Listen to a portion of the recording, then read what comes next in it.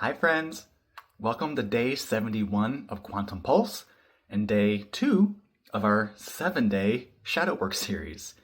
Yesterday, we explored what shadow work is and why it matters. Today, we're getting into how you can actually recognize your shadow in your everyday life. Because let's be real, our shadows don't just sit back quietly in the background. They show up in the ways we react, the patterns we repeat, and even in the things we judge in others. Let's talk about it. What is a shadow and how does it show up?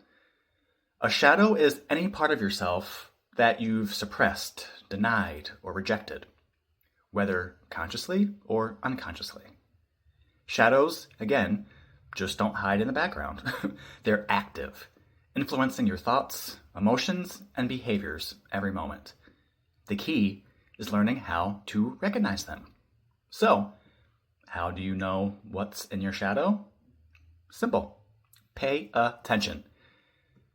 So let's do three ways to recognize your shadow.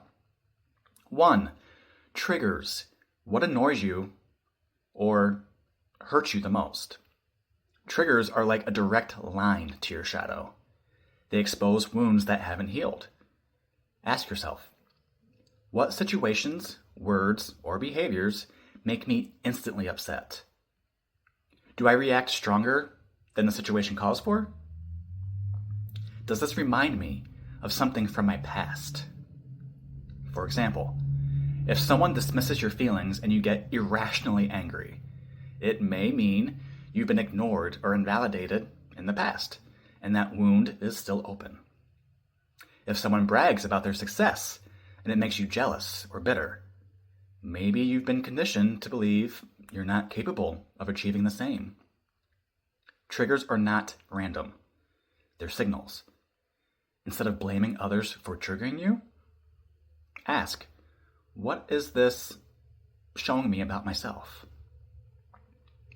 Another one, projections. What do you judge in others? We often criticize in others what we haven't accepted in ourselves. Ask yourself, what behaviors in others irritate me the most?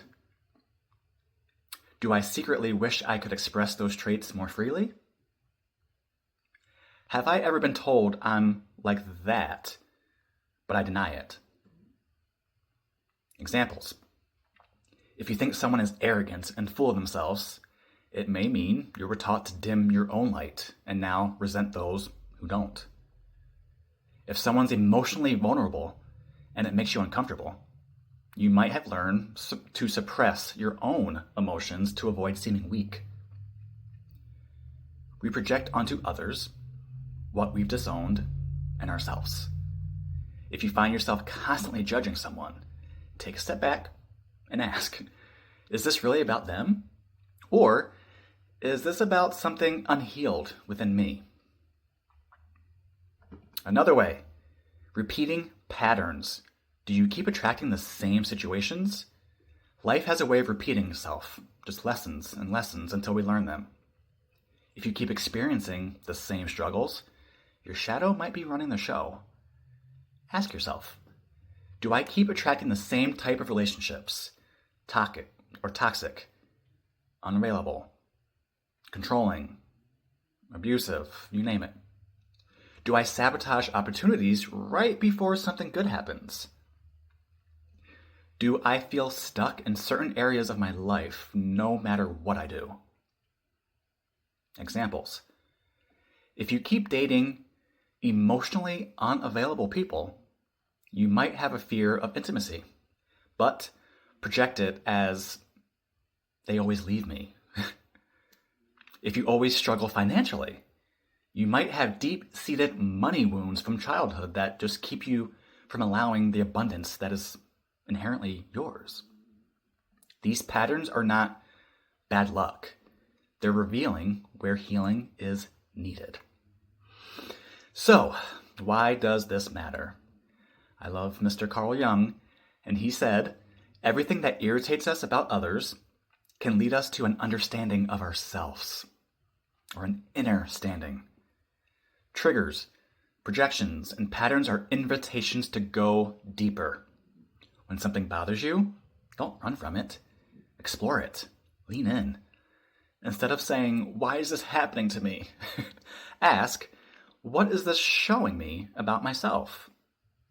What belief, wound, or fear is behind this? How can I bring more awareness and healing to this?" When you recognize these hidden aspects, you take back your power. So, how to start working with your shadows? Observe without judgment. The first step is noticing your reactions. Instead of pushing them away, be curious. 2, trace it back to the root. Ask yourself, when was the first time I felt this? Often, the origins of your shadows go way back to childhood. It's very common. 3, sit with it instead of avoiding it. Instead of numbing it out or distracting yourself with social media, food, addiction, take time to feel what's coming up. 4, own your projections. When you judge someone, flip the script. What part of me is being reflected here? And 5, rewrite the story. Once you identify a shadow, work to reframe it with self-compassion. Shadow work isn't about shaming yourself. It's about awareness and integration. When you recognize these hidden aspects, you take back your power. I cannot emphasize this enough. What patterns, triggers, or projections have you noticed in your life? Drop them in the comments. Let's talk about it. And if you want to go deeper, shadow work is powerful, but it can also feel overwhelming. If you're ready for deeper support, guidance, and energetic healing, let's work together. My services include an array of things, but some that could help with this is quantum mentorship, which is a one-on-one support for deep transformation, my quantum alchemical healing sessions for energetic clearing and integration, and of course, beyond quantum healing for exploring the subconscious for profound healing, and so much more. Just book a session, start your journey today, reach out. I have free consultations. My website is KennyBakerIII.com, and we can just have a chit-chat, see how our energies align, go from there. All right, stay tuned, because this is just getting started. Have an amazing everything. Speak soon.